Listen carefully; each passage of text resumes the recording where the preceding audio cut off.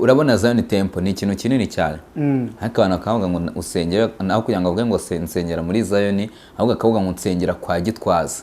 Yewe ntabwo navuga ngo nabonye ubwibone cyangwa se nabonye ubwibone kuri Apotre Gitwaza. Ndatangaye nibwo bwa mbere nakumva umuntu ugiye mu rukiko mutifi kabubwibone. Ariko niba bari muri stati gusa just kuba baraje muri stati bagafatanya na Gitwaza gutangira bikitwa ko batangiranye nabo. Abo bantu nta nubwo twigeze tubamenya. Twamenye Gitwaza nibareke gutesha umukozi w'Imana umutwe bamureke akora umurimo w'Imana. Komite nibitaricaye ngo yemeze ko bashyizeho umuyobozi wa Zion Temple mu Rwanda. Gitwaza akabitekereza akabikora ku giti cye. Yakoze amakosa. Ariko irikosa ndarikota mu buryo bubiri. Kwamburwa Zion Temple ni ikintu kigari. Utavuga none aha ngo kirangize. Gusa aba bagabo batandatu tuvuye mu by'umwuka tukajya mu by'umubiri. Uriya mugabo witwa Claude ntago ari umupastori. Mutagenda nk'abatagira ubwenge. Yego. Ntabwo nibaza ukuntu pastori ashobora guhaguruka ugasanga yivanze muri politiki. Ugasanga yivanze mu magambo y'urukozasoni. Ntabwo arariya gusa nge numvise kuri uriya mugabo. Ntekereza ko umwuka w'Imana wabaga kuri we yamaze kugenda. Niyo mpamvu Pastor Claude yabaye ikigenge ashobora guhaguruka agahagarara imbere y'itangazamakuru akavuga amagambo y'urukozasoni kuriya. Ntabwo ntekereza ko ari no mu cyiciro cy'abagabo biyubaha bafite imiryango. Uriya mudamu wafite ashobora kuba nawe namugira inama yo kuba aretse kujya kuri social media kuko ntabwo afite stability cyangwa yidekarare mu bapagani. Umugabo witwa Sarongo naramukunze cyane. We yari yidekarare aravuga ati ngende umupfumu ariko nkunda Imana. So ibyo yavugaho byose nge ntabwo nshobora guteraho commentaire kuko tuzi uri kubivuga wari umuntu asigaye acuruza iduka rigahomba. Iduka ryahomba agasigarana mu munyu. Yego. Akabanga uyu munyu ntago nawuryaho wonyine akajya kuwuteza cyamunara akagura Bibiliya akaza kuri social media akabwira abantu ngo naba pastor. Pastor Claude yakugambanira. Pastor Claude yakugambanira. Umuntu uvuga amagambo angana kuriya kuri social media yakugambanira. Ntacyo atakora. Yerezwe ibirego by'abantu bamugurije amafaranga. You understand? Yeah. Niko kuri bigaragara ko yongo afite amakosa menshi ashobora kuba yarakoze tutazi. Akaba ariyo makosa yafungiwe bikitirwa amaturo. Abantu rero nibareka gufata amanyanga ya Yongwe ngo bayahuze nuko Yongwe yasabye amaturo. Niba Yongwe yasabye amaturo ari muri right, niba murekura atahajye mu rugo rwe ahubwo ajye kurya nandi maturo. Yeah.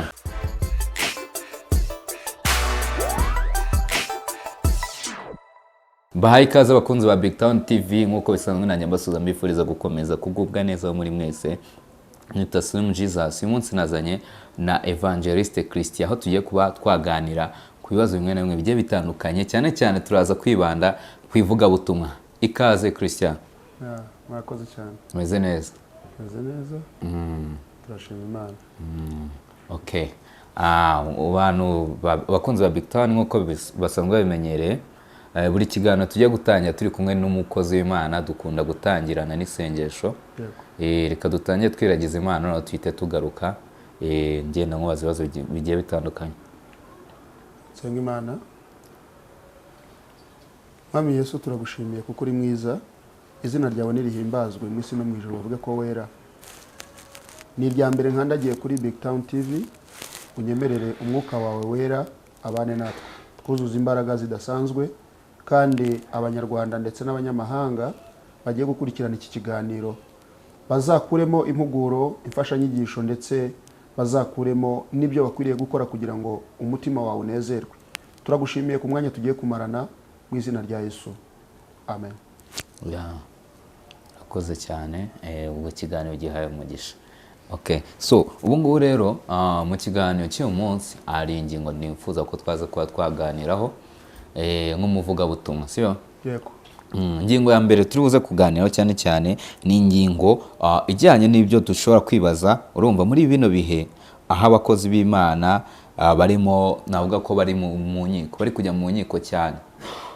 Iyo mvuze nk'abakozi b'Imana ari kujya mu nkiko cyane turi kugenda tubabona twari dusanzwe tubona tubazi nk'abantu basenga ariko abenshi muri bo muri kino gihe turi kujya kubona twantu nko twizeraga ngo ari mu rukiko yagiye kurana ibi nibi yagiye kurana ibi nibi kumva bamwe batukanye ku mbuga nkoranyambaga nibyo tugiye kuba twaganiraho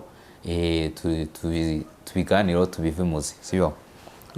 So mbere na mbere rero tugiye kuvuga kuri aba bantu bombi cyangwa kuri ibyo ngibyo byabo bagenda bafungwa cyangwa se bari mu nkiko ntago muri iyi minsi hari trend cyangwa se hari amakuru ari kuvugwa ko bita Pasiteri Gitwaza ndetse Apotre Gitwaza ndetse n'uwo bita Apotre Yongo. Yego. Urumva ni abapotre bombi. Yego. Ndetse hakaza n'uwo bita Pastor Claude nawe ngo heruka gutukana mu ruhame. Ari umupasiteri twubahaga. So turaza kuba twagana twese abakozi b'Imana tubona b'iyi minsi niye mbuto batwerera. We ku giti cyabona ari mbuto bari kutwera mu gihe turi kubona ko aba twafataga nk'icyitegererezo bose bari mu nkiko. Ibyo bintu icyo gihe kubivugaho ntabwo njya kure y'ijambo ry'Imana. Pawulo yabwiye Timoteyo aramubwira ngo mwana wanjye ujye urinda icyo wagabiwe kandi wirinde n'ingirwabwenge zirwanya iby'Imana. Kandi hariho benshi bavuga ko ubwo bwenge babufite ariko bikaba byarabateye kuyoba. Yego. So iyo ngiye kuvuga kuri ibyo ngibyo rero hari amareferanse tubona y'abantu bari mu nkiko ariko si bo gusa, hari n'abandi tubona duhura nabo mu mayira nabo bataramenyekana cyangwa se bataragera ku rwego rwo kujya mu nkiko. So rero ntabwo njye icyo ndeba cyane ari uko abantu bari mu nkiko, nta nubwo icyo ndeba cyane ari uko bari ibintu byabo biri trend, kubera ko kuva na kera iyo tugiye mu ijambo ry'Imana dusanga hari abakozi b'Imana bagiye bajya mu nkiko, nka ba Pawulo bagiye mu nkiko. Pawulo yagiye mu nkiko nyinshi ariko hari urwo yagiyemo rwitwa Areopago rwo mu Bugereki, kandi icyo gihe yahorwaga ijambo ry'Imana ku buryo bamushinjaga ko azanye inzaduka abanyatenayi bavuga ko arimo arabigisha ibintu bitabaho. So kujya mu nkiko kw'abakozi b'Imana uyu munsi ntabwo mbibona nk'ikibazo, ahubwo icyo mbona nk'ikibazo, ese bajyanwa mu nkiko n'iki? Ikibajyana mu nkiko nicyo cyakabaye ikibazo, ariko kujya mu nkiko bwo turi mu isi twese inkiko umuntu yarujyamo, ahubwo icyakujyanye mu rukiko nicyo kiba ikibazo. So kujya mu rukiko k'umukozi w'Imana rero njye ntabwo mbibona nk'imbuto nziza cyangwa mbi, ahubwo kereka umuntu aramutse amenye ngo ese uyu muntu iki cyamujyanye mu rukiko. Cyane ko ibyinshi bibajyana mu tubizi abo bombi turabizi, ntabwo ari ukuvuga ngo twakamenye ngo icyabajyanye ni iki. Nabyo turaza kubyinjiraho turetse koko iki kintu cyakagombye kujyana umuntu mu nkiko. Nyuma yo kubimenya turaza kwibaza tuti ese koko umuntu w'umuvugabutumwa akagombye kuba yakora ikintu nk'iki ngiki. So mbere na mbere kaduhere kuba bita Apotre Gitwaza, sibyo? Ubundi Apotre Gitwaza ubundi mu buzima busanzwe wari usanzwe umuzi, sibyo? Yego. Umufata gute ubundi mu buzima busanzwe? Apotre Gitwaza ndamuzi, muzi nk'umupasitori, akiri na pasitori, nkamumenya nk'umuvugabutumwa. Deja ngewe namufatiraho icyitegererezo cyane kuko Apotre Gitwaza ubundi niwe wagiye nagiye ngira inspiration, nagiye ngira imbamutima nyinshi nzikuye kuri Apotre Gitwaza kuko nabonaga ari umuntu uzi amateka ya Bibiliya, usoma cyane ijambo ry'Imana. Kugeza n'uyu munsi ngiye mufatiraho icyitegererezo cy'ivugabutumwa kuko yabwirije ubutumwa isi yose arayitigisa, isi yose irabibona ko Apotre Gitwaza abwirije ubutumwa bwiza. Mufata rero nk'umukozi w'Imana. Umufata nk'umukozi w'Imana. So nyuma yo kumufata nk'umukozi w'Imana, ubu ngubu hari abamufata nk'aho ngo yagaragaje ubwibone. Niko biri kuvuga, abamufata nk'aho yagaragaje ubwibone. Ubundi mbere yuko tujya kuri ibyo ngibyo byose cyangwa wenda kujya kuvuga wenda Apotre Gitwaza wa nyawe cyangwa se umwihariko wiwe mu buzima bwe busanzwe, ubundi nagira ngo mbwire n'abakunzi ba Big Town TV ko uwo bita Apotre Gitwaza ubu ngubu ari mu nkiko. Ari mu nkiko aho akurikiranyweho abagabo bagera kuri 6 ngo batangiranye Zion Temple, batangiranye Zion, aho bari kumurega bashaka kuyimwambura, nyine bamubwira ko agomba gukurwa ku nshingano zo kwihagararira, cyane ko hari amakosa amwe namwe yagiye akora, harimo ubwibone, harimo no kuba yafata inshingano ze akazihereza undi muvugabutumwa atabisabiye uburenganzira. Akafata nyine agafata idini akariragiza undi mushumba, noneho hakabaho nyine gutangira kwangirika kw'idini. So ariyo mpamvu bamujyanye mu nkiko bashaka kuri mwambura. So turaza kuba twagana kuri ibyo ngibyo ku bintu byinshi cyane kuri ibyo, sibyo? Ariko nanone nyuma yo kumva ibyo ngibyo, wowe ubundi Apotre Gitwaza ukurikije numva nyine wagiye umukurikira yarakwenspire, ariko nanone hari ikintu cy'ubwibone yigeze ubona wenda nk'uko babivuga? Yewe ntabwo navuga ngo nabonye ubwibone cyangwa se nabonye ubwibone kuri Apotre Gitwaza, ahubwo ndatangaye nibwo bwa mbere nakumva umuntu ugiye mu rukiko mutifu ikaba ubwibone. Mita numva ari amatiku. Hajemo ubwibone nge mita ncaho umurongo nkabona ko ari amatiku, cyane ko ntabwo umuntu ashobora kugira ikigero cy'ubwibone. Ubu hari umuntu uzakurikira iki kiganiro yabona ukuntu agize akaboko gutya akabona ari ubwibone. Hari n'undi uzabona ari imiterere yanjye. Hari donc iyo ni judgment iba mu buryo buri lokale, ntabwo ari judgment iri international. So ku buryo rero kuvuga ngo mu rukiko niba icyo kintu kirimo kivuga ngo baramurega ubwibone, egare zero, mbikuba na zero kuko ntabwo nta kigero cy'ubwibone umuntu agira. So nyuma y'ibyo ngibyo rero wenda nyuma yo kumushinja ubwibone hari no kuba abo bantu batangiranye, navuga ko nyine nimba yabibye umushinga, nimba ko yihariye idini akayigumana nyine akahita afata nyine ririya idini akarigira irye, nyine akayizayo ni tempa yigiriye abo bantu batandatu nyine bakamushinja ko yayibatwaye, niko navuga, sibyo? Ese birashoboka ko watangirana n'umushinga abantu nyuma yangiza ukawubanyanganya ukawusigarana uri umwe? Ahangaha kuri iki ngiki cyo mbivugaho, mpita nibaza ibibazo nka 2 cyangwa 3. Mpita nibaza ngo ese aba bantu bafatanyije na Apotre Gitwaza gutangira uyu murimo. Nkibaza ikibazo cya kabiri kivuga ngo ese nyuma yuko batangiranye uyu murimo barawukomezanyije, bakomezanyije na Apotre Gitwaza. Ofete twese tugira ibintu dutangira. Ubu ndimo gutangira ONG yo gufasha abana gukura abana ku muhanda ndetse n'abakobwa bakora umwuga w'uburaya kubakura ku muhanda.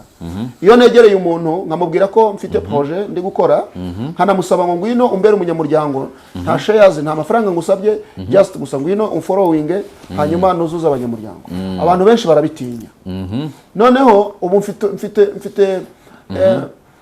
mfite kuzakomera n'abantu nazanyemo nta kintu bamfashije, nta mbaraga batanze, nta ruhare babigizemo, kubera ko gusa bari muri stati nabizeye nkabashyira muri stati bakaba bashobora kuba bampinduka bakavuga ngo ibintu nabigize ibyanjye.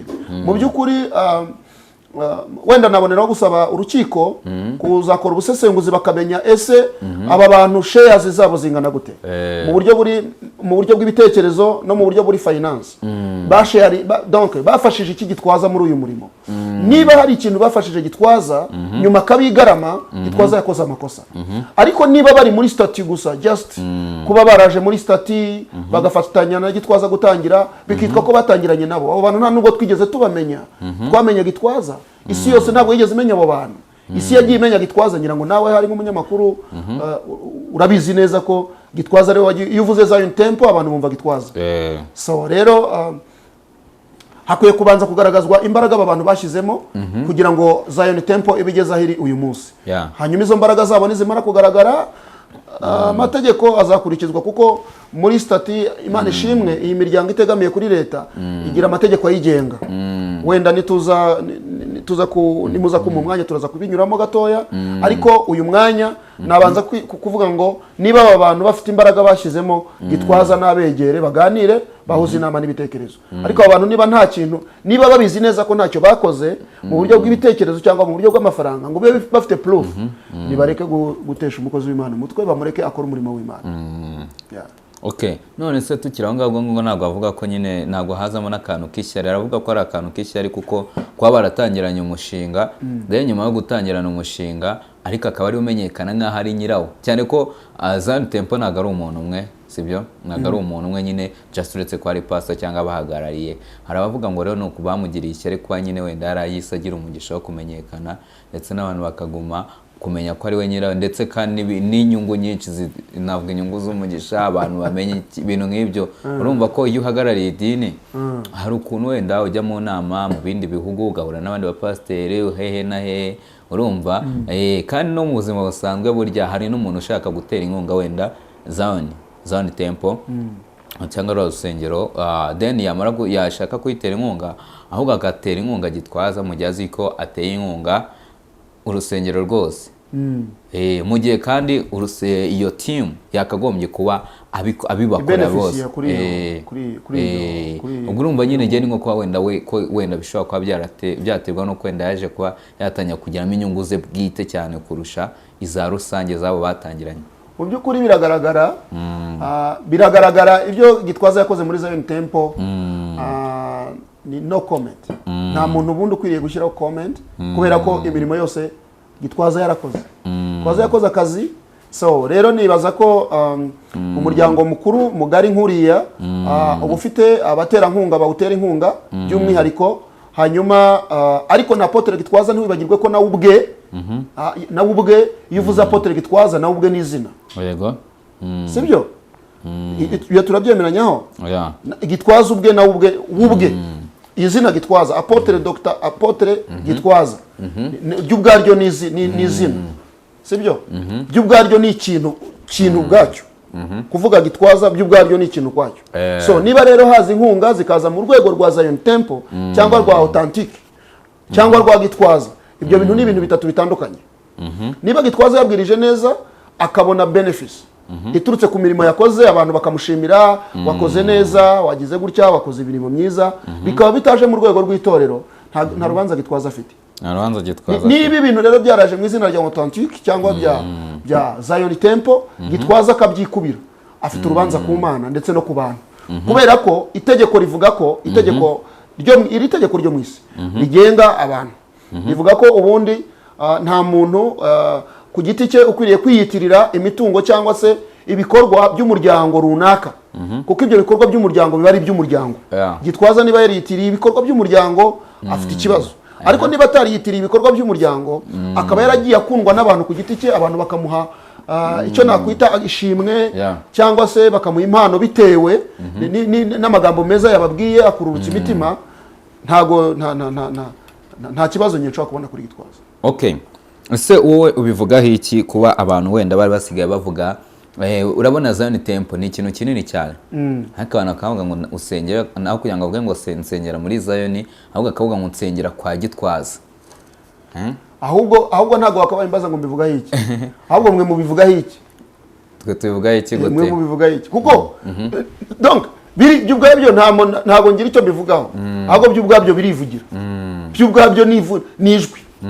Kuki abantu bavuga, kuki abantu batavuga ADPR se ngo bavuge Sibomana? Ese mwugo mu gihe bamwambuye inshingano zo kuyobora Zion Temple, tukaba dusanzwe tuhita kwa Gitwaza, urumva hazaguma hitwe kwa Gitwaza cyangwa Gitwaza ashobora gufungura irindi dini ryiwe ritandukanye na Zion? Izina Gitwaza ryubatse Zion mu Rwanda, izina Gitwaza ukuntu ryasumbye Zion nibyo njye nshaka kukubaza. Donc nibyo nyine ubundi rigomba kuko Gitwaza yashyizemo imbaraga, natangiye mbikubwira, Gitwaza yashyizemo imbaraga nyinshi ku buryo Zion Temple yageze igihe irazimira aho guhagaragara Gitwaza, ariko nta nubwo Zion Temple yazimiye. Iyo uvuze Zion Temple abantu bumva Gitwaza, iyo uvuze Gitwaza abantu bumva Zion Temple, ntago bayoberwa, ntago bashaka kuyoberwa. Nkuko avuga Asaf, iyo uvuze Asaf abantu bahita bumva Zion Temple, bumva urubyiruko rwo muri Zion Temple. Donc hari amazina yagiye yubakwa, hari amazina yagiye yubakika. Ni nkuko uyu munsi wavuga ngo FPR, umuntu agahita avuga ngo President Kagame. None se mu by'ukuri yarikubiye se, yikubiye FPR, yarayigaruye? Ntabwo yagize akarima ke kameme, ariko imbaraga yashizemo, intambara yarwanye kugira ngo FPR ibiriho, sibyo? Ibyo rero urabigereranya no kuba Gitwaza yarasafarinze akarwana intambara akubaka Zion Temple, ahubwo mwakabaye mumureka agatangira kurya ku munezero, agatangira kurya ku byaruhiye, niba hari ibyo birimo birinjira. Okay, nuko ngo Gitwaza urebye nyine uyisubijyanye n'ibya President Kagame n'ibikorwa byiwe, sinzi impamvu wenda uri kugarukana none ugumya wenda kutwumvisha ko Gitwaza wenda byakoze ari byo cyangwa se ari mu kuri kwinshi cyane, sibyo?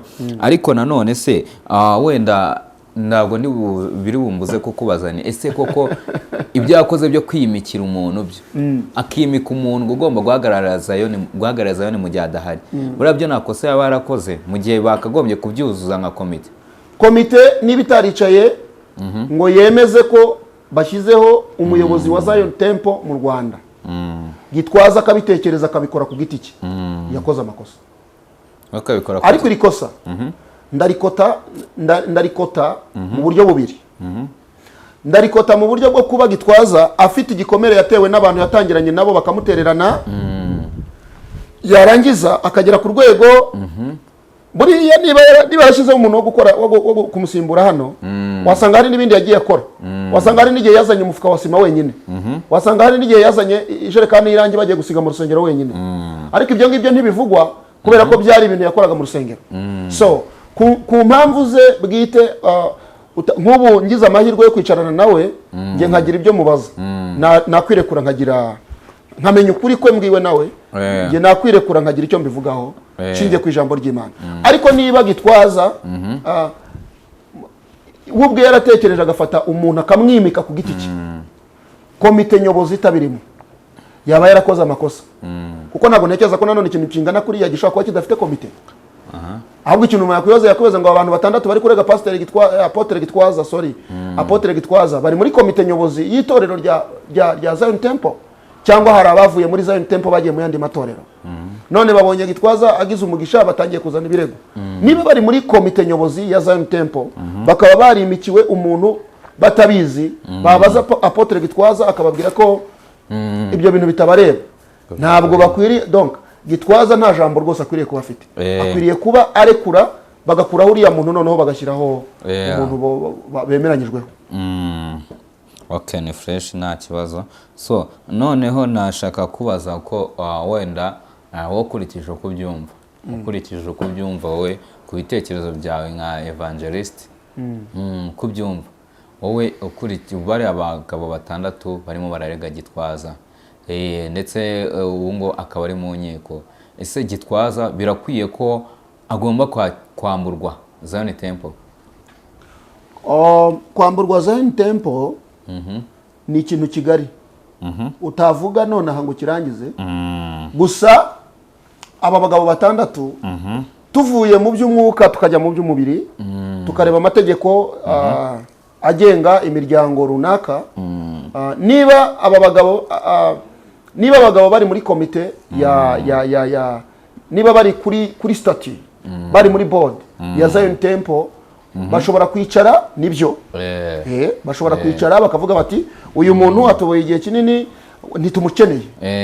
Ariko ibyo ntabwo ari ibintu bikorwa n'abantu 6, ni ibintu bikorwa na board.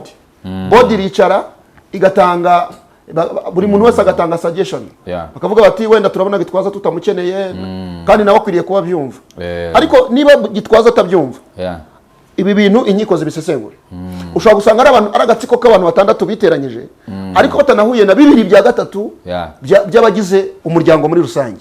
Kandi itegeko rivuga ko 2/3 byibuze, iyo batabonetse 2/3 bishobora gufata umwanzuro, kandi uwo mwanzuro bifashe ukagenderwaho.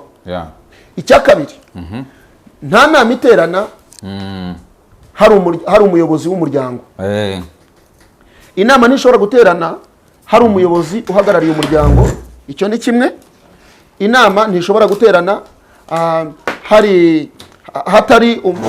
hatari umuyobozi wungirije, chairman cyangwa perezida w'umuryango cyangwa umuvugizi w'umuryango.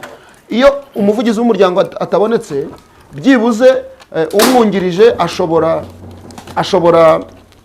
ashobora guteranya inama. Ariko ibyo bintu bikaba bizwi neza yuko umukuru w'umuryango atabonetse ku mpamvu zizwi, cyangwa se umwungirije atabonetse ku mpamvu zizwi, inama ishobora guterana. Ariko ibyo ngibyo ni process. So niba rero hatarabayemo gutumira Apotre Gitwaza muri iyo nama imukuraho, niba harabayeho ibintu byakorewe ahantu Apotre Gitwaza atari, ntanamenye ko ibyo bintu byakozwe, ni amakosa. Ntabwo ibyo bintu rwose, ntabwo ibyo bintu byemewe, ntabwo byanakwemerwa, ntabwo byakemerwa. Mu gihe noneho ikindi kintu gihari nuko mu makuru ahari nuko bivugwa ko uwareze bareze mu izina ry'iriya dini ahagarariye nyine rya Zion Temple, mu gihe kandi ari urihagarariye, mu gihe ari urihagarariye bakagombye kurega. Gusa ibyo ngibyo none ntabwo tubitindaho, kuko n'ubundi natanye mvuga ko turi ari mu minsi y'amadini, abantu hagarariye amadini barimo barafungwa, bari kugenda mu nkiko cyane cyane, sibyo? Ariko nawe nk'umuhanuzi hari ibyo ndibuze kuba nakubaza, nk'umu evangelist, hari ibyo ndibuze kuba nakubaza bimwe na bimwe bigiye bitandukanye, uraza kuvuga idea zabyo. Ariko nanone tukiri aha ngaha, ndabizi ko wenda ukurikirana social media, mu minsi yashize hari uwo bita Apotre Yongwe yari yatawe muri yombi, yarataye muri yombi aho yarakurikiranyweho ibintu yararekuwe oya ubu ngubu banekeza ko bashobora kuba bamukatiye iminsi 30 y'agateganyo maybe ubwo arafunze ubwo ngubwo arafunze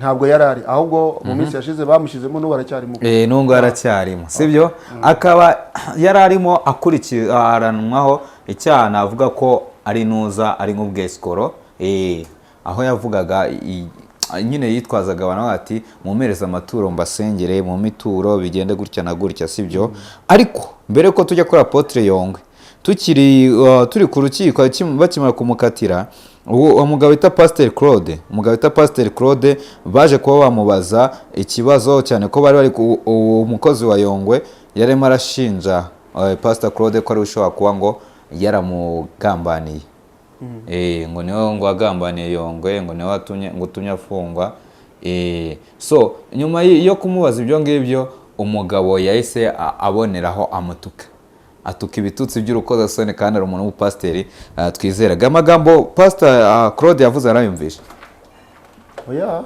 nayo wumvisha none se wenda ubyumva ute kuba wenda umuntu w'umupasiteri amagambo yavuze ku rukiko ari amagambo yavuze ku rukiko narayumvise abwira umunyamakuru okay narayumvise warayumvisha y'urukozasoni ari amagambo yavuga y'ikirero nkawe nk'umwevangeliste urakubona turi muri kutwerera ihe mbuto cyane ko muri hano kuri social media kugira ngo muduhugure tugire ubwenge tubakora tuvuge tuti nubwo twe tuba twibere mu byacu byo gutwika ariko dufite abantu dufite icyo twigiraho kuko natwe dufite nyine n'abavuga butumwa muri kano kazi wo ari amagambo yavugaho iki reka ntangazira ijambo ntabwo ari amagambo ndi buyavugeho ahubwo reka ntambutsira ijambo uriya mugabo witwa Claude ntabwo ari umupasitori niba ari umupasitori ariko si umupasitori w'Imana because criteria ze ntabwo afite criteria z'abakozi b'Imana kuri social media Bibiliya iravuga ngo mwirinde cyane uko mugenda mutagenda nk'abatagira ubwenge yego ntabwo nibaza ukuntu pastori ashobora guhaguruka ugasanga yivanze muri politiki ugasanga yivanze mu magambo y'urukozasoni ntabwo arariya gusa njye numvise kuri uriya mugabo nagiye mwumvaho amagambo menshi atari meza aho yagiye yibasira abantu ngo yibasira ngo abitwa ba Mutesi Jolly akavuga amagambo atari meza n'ubundi kuri bo aho yagiye yibasira abantu wibuke n'igihe yahanuriraga n'igihe yahanuraga ngo Minister bamora ikingo ntabwo ari bufungwe si wabihanuye nyuma aravuga ngo nafungwa ngo azajya gucuruza akabari ngo ajye ngo no gucuruza ama lodge so urumva ntago mukozi umwuka w'Imana Bibiliya iravuga ngo aho umwuka w'Imana atari abantu bahinduka ibyigenge so niba rero yari n'umupastori ntekereza ko umwuka w'Imana wabaga kuri we yamaze kugenda niyo mpamvu Pastor Claude yabaye ikigenge ashobora guhaguruka agahagarara imbere y'itangazamakuru akavuga amagambo y'urukozasoni kuriya usibye no kuba ari n'umukozi w'Imana ngewe ntabwo ntekereza ko ari no mu cyiciro cy'abagabo biyubaha bafite imiryango uriya mudamu wafite ashobora kuba nawe asenga isengesho rikomeye cyane ashobora kuba gusenga amasengesho akomeye yo gutabaza Imana ngo itabara umugabo we ku rwanjye ruhande nabwira Claude nirinze kuvuga titre kuko ntabwo ngiye nyibona nabwira Claude ngo nace bugufi atagiye kuri social media kandi nace bugufi yegera abakozi b'Imana senge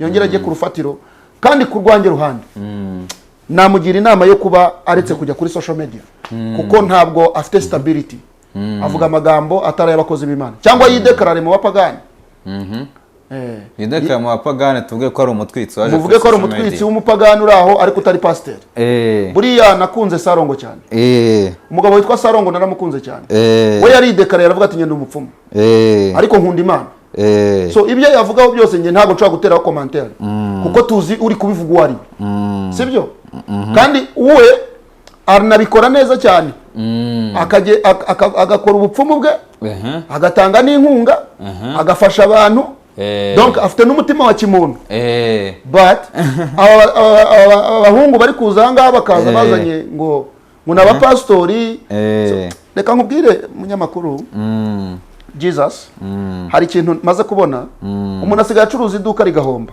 yego iduka ryahomba agasigaranamo umunyu, yego akavuga ngo uyu munyu ntabwo nawuryaho wonyine, Eh. akajya kuwuteza cyamunara akagura bibiliya, akaza kuri social media akabwira abantu ngo ni abapasitori. Ngewe bazanyereka itorero Pasiteri Claude ayoboye, bazanyereka abakristo ba Pasiteri Claude, ariko ibyo ngibyo niba ntarabibona ngo mbone kuri social media yatambuye, sinabonye afite n'ikinyamakuru, kiriya kinyamakuru cye gifite kuki kidatambutsa itorero Pasiteri Claude ayoboye. So abapasitori bo mu kirere rero n'ubundi niko bagomba gukora, nabo mu minsi y'imperuka. Ntabwo nshaka kumuvugaho byinshi, ariko ibyo yavuze simbivugaho cyane, ahubwo ndavuga ko ntabwo avuga nk'umukozi w'Imana. Okay, ese birakwiriye ko umuntu yakizira hano kuri social media akitwikira kandi asanzwe ari umupasiteri mu buzima busanzwe, kabatereka njye kwishakira views no kureba abashuti, nyine kumenyana n'abantu benshi cyane? Birakwiriye ko umuntu asanzwe nyine ari umupasiteri ariko nyine akaza kwishakira views? Ntabwo bikwiriye. Iyo biba bikwiriye ntabwo uwitwa Claude yakaba yaza mu gutyo ngo aze gutwika. Ubundi Bibiliya ivuga ngo muzamenya ukuri kandi ukuri niko kuzaba batura. So abantu rero baza kuza kugira ngo babatuze abantu umutwiko, n'ubundi ntacyo bazageraho. Ibyo ngibyo turakomeza kurwana nabyo, ariko turimo gusenga. Ntabwo ngiye kuba nka Eliya wagiye munsi y'igiti cy'umurotemu akavuga ngo aya mata y'iki giti nangweho nipfire ngende, kubera ko ari njye muhanuzi usigaye mu Isiraheli njyenyine. Maze gusoma iryo jambo nasanze Imana yarabwiye Yeremiya iramubwira ngo ntabwo ari wowe wenyine uhari, haracyari 7,000 bitarapfukamira Bayali. So ndagira ngo ntangarize abantu bakurikirana Big Town TV ko hari abahanuzi 7,000 batarapfukamira Bayali, hari 7,000 by'abantu Imana yazigamye batarapfukamira Bayali, kandi bagiye kuza kubabwiriza ubutumwa bwiza, ndetse bakabahuza n'Imana, kandi Imana igakora imirimo n'ibitangaza. Okay, ni fresh. So reka tugaruke, wenda ibyo nabyo tuzabigarukaho. Ndashaka ko uyu munsi wenda tugenda tugana mu ncamake, tuzafata umwanya munini tugenda tuganira kuri ibyo ngibyo, wenda nadusobanura uburyo abo bahanuzi bazazamo, ibyo byose uzabitubwira, sibyo? Ariko noneho reka noneho tugumye n'ubundi tugume kuri case aho bita Pastor Claude, byose yabivugiye ku rukiko, bikaba byanavugaga ko ari wagambaniye Yongwe. Ese ukurikije uburyo ajya umuntu agumubona ari kumwe na Sarongo bari kumusashakira ubufasha, buriya wowe washyigikira abantu bavuga ngo Pastor Claude yagambaniye Yongwe koko?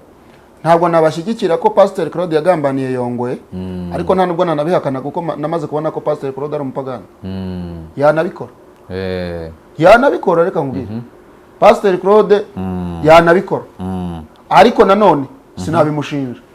Ariko nkurikije amagambo avuga yanabikora. Kandi wibuke ko yabwiye n'umunyamakuru aramubwira ngo nguranyita umutekamutwe, ngo shobuja w'umutekamutwe ngo arimo no gufungwa, yanafunzwe arimo kubizira. So bigaragara nko kumwivuga hejuru. Ntabwo mushinja ko yabikoze, ariko ngewe nkurikije uko mbona yanabikora. Ariko nk'umukozi w'Imana ntabwo nabimushinja ntabihagazeho. Ubona Pastor Claude yaba umugambanyi? Yabikora. Pastor Claude yakugambanira. Pastor Claude yakugambanira. Umuntu uvuga amagambo angana kuriya kuri social media yakugambanira. Ntacyo atakora.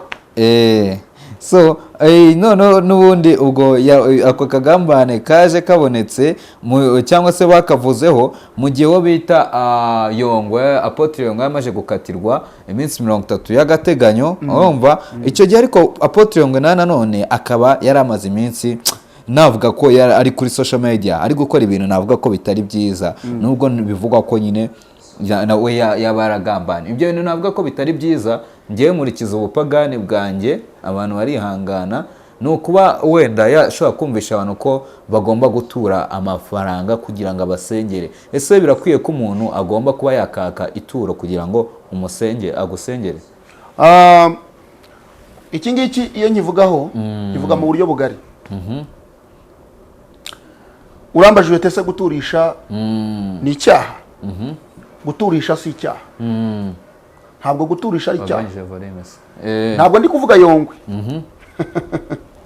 Twumvikane n'abantu bakurikiranye Big Town TV. Ntabwo ndi kuvuga kuri Yongwe. Ndi kuvuga ku bantu donc mwisi. Ndi kuvuga ku matorero n'amadini n'abakozi b'Imana. Guturisha si icyaha. Kubera ko iyo usomye mu gitabo cyo Kuva ibice 25 umurongo wa mbere n'uwa kabiri. Bibiliya iravuga ngo Uwiteka abwira Mose ati bwira Abisiraheli bature amaturo, umuntu wese wemezwa n'umutima we azaba ari we mwakira ituro antura. Ndashaka kuvuga kuri A. Uwiteka abwira Mose ati bwira Abisiraheli batura amaturo, umuntu wese wemezwa n'umutima azaba ari we mwakira amaturo antura. Ni ukuvuga ngo Imana yaribwiye Mose iramubwira ngo bwira Abisiraheli batura amaturo. Urumva rero ubundi umukozi w'Imana kubwira abantu ngo nibature, gutangisha amaturo ni inshingano ze, ni itegeko Imana yahaye umukozi w'Imana ko agomba kwibutsa abantu gutura. Ahangaha rero uhita wibaza ngo ni ryari umuntu akwiriye gutura? Ese ni ryari umuntu akwiriye gutura? Guturisha si icyaha, ahubwo ni ryari umuntu akwiriye gutura? Ni igihe umukozi w'Imana yigishije ijambo ry'Imana, ni igihe umukozi w'Imana yakoreshejwe ibitangaza n'Imana, ni igihe umuntu w'Imana yageze mu gace agakora imirimo y'Imana, yarangiza akabwira abantu ngo mutangire Imana ituro ku by'Imana yakoreye imitima yanyu. Iryo turo rihabwa nde? Ni ryari rero umuntu ahubwo agomba gutura?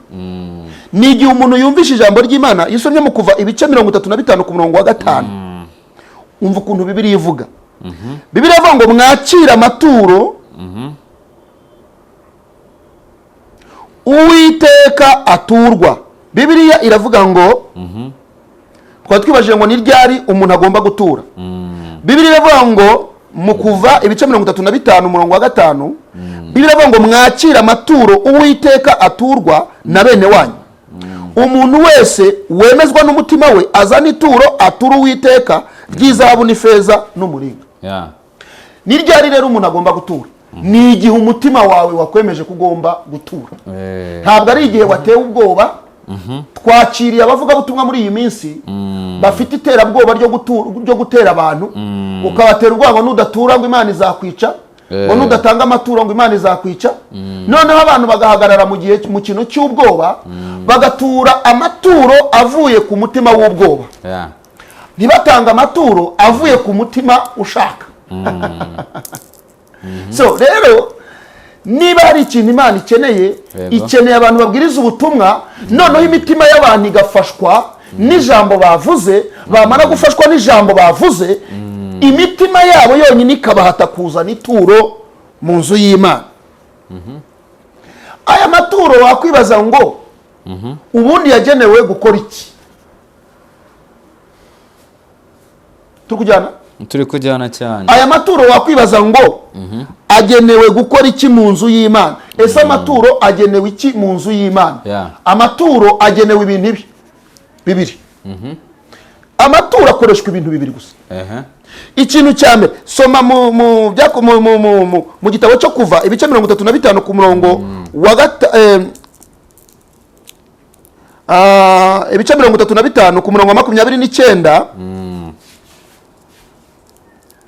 Bibiliya iravuga ngo Abisiraheli bazana amaturo ava mu rukundo, bayatura Uwiteka, aturwa mu ngabo, aturwa n'umugabo wese n'umugore wese wemejwe n'umutima we kuzana ibyo kuremesha ibyo Imana yategetse Mose kurema byose. Urabyumvise?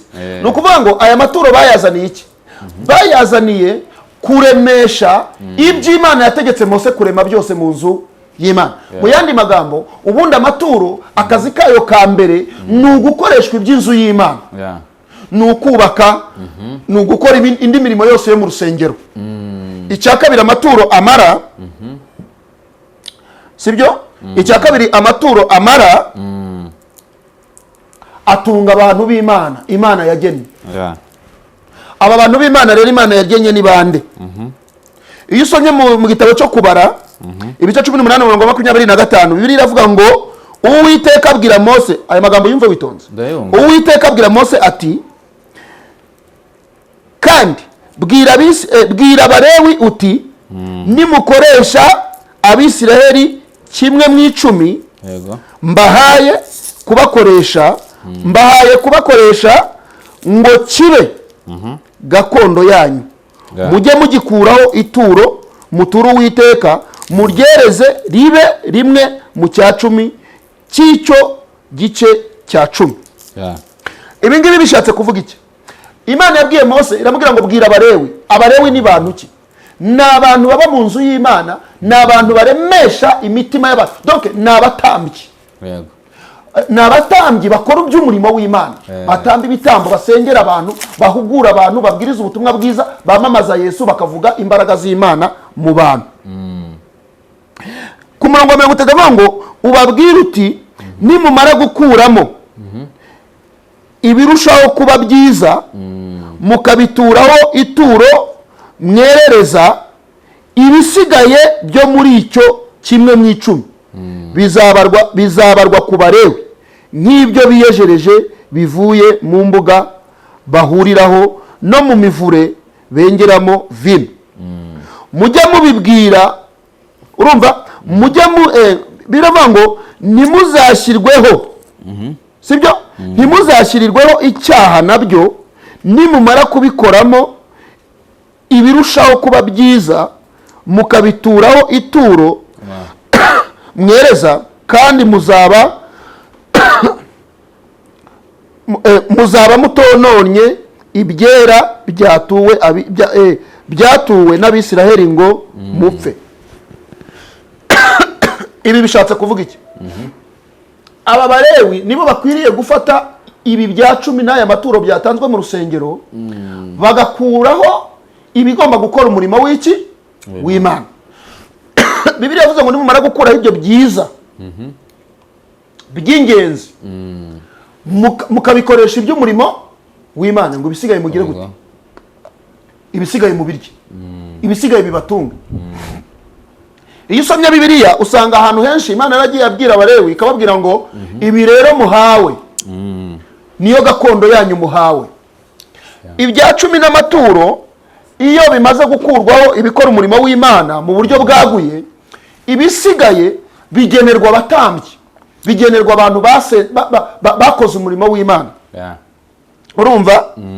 Kubera ko Bibiliya iravuga ngo ni ibihembo. Iyo usomye ku murongo wa 31 kuri kiriya gice twasomye, uravuga ngo mujye mumbibira aho mushatse, ngo mujye mubibira aho mushatse hose ubwanyu, ngo mujye mubirira aho mushatse hose. Urumva ukuntu Bibiliya ari nziza?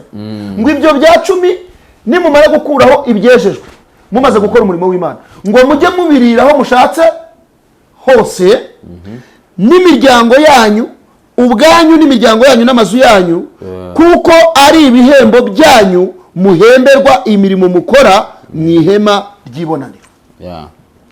Rero ibi ngibi mbivugiye iki? Mbivugiye ku bantu bafashe amakosa ya Yongwe bakayahuza n'umurimo w'Imana. Mu birego numvise Yongwe arega, yarezwe ibirego by'abantu bamugurije amafaranga. You understand? Niko kuri? Niko bivugwa. Abantu bagiye hari nk'amafaranga nagiye numva, ntago na mentioning imibare kuko hari gihe kuri social media rimwe na rimwe babeshya, ariko abantu nagiye numva bavuga ni abantu bagiye bamuguriza amafaranga. Kandi niba wararebye neza mu rukiko rwa Yongwe ntabwo hagaragayemo umuntu wamureze kugira ngo ribi mufate. Turi kujyana? Ahubwo Yongwe ntabwo ndamenya neza ikintu cyatumye afungwa. Bigaragara ko Yongwe afite amakosa menshi ashobora kuba yarakoze tutazi, akaba ariyo makosa yafungiwe bikitirwa amaturo. Ariko niba ari amaturo Yongwe yazize, akaba yaravuze ijambo ry'Imana abantu bagafashwa bagatura, bagera inyuma bagasubira inyuma akavuga ngo Yongwe arabeshya, yatwatse amaturo. Ubu ngubu tuvugana ribu ni murekure. Kuko Bibiliya iramwemerera amaturo kandi ni umutambyi. Kandi Yongwe yimitswe ku mugaragaro. Akwiriye rero kurya amaturo, kuko amaturo nyine ni umugabane we. Ariko rero nanone ngaruka, niba Yongwe yarakoresheje ijambo ry'Imana, agahagarara inyuma y'ijambo ry'Imana akaryihisha inyuma, akarasa imyambi y'iterabwoba no gushaka kwiyubakaho ibintu, abesha abantu ko ibi bintu ari we ubikora atari Imana ibikora, ngo nibamuhereze amaturo, akabanza no kuvugana nabo no kubaca igiciro. Ntago aya maturo batanze yaravuye ku mutima ukunze, yaravuye ku mutima w'umuvugano. Ni nk'uko umuntu yaba umukomisiyoneri mukumvikana amafaranga, akakubwira ngo ngewe nzafasha Christian aguhereze iyi saha yambaye, sibyo? Ngewe nzagufasha, nzabwira Christian mwumvishe akuremo isaha yiguhereze, sibyo? Namara kuyiguhereza uzampaye. Ibyo ntago ari umukozi w'Imana.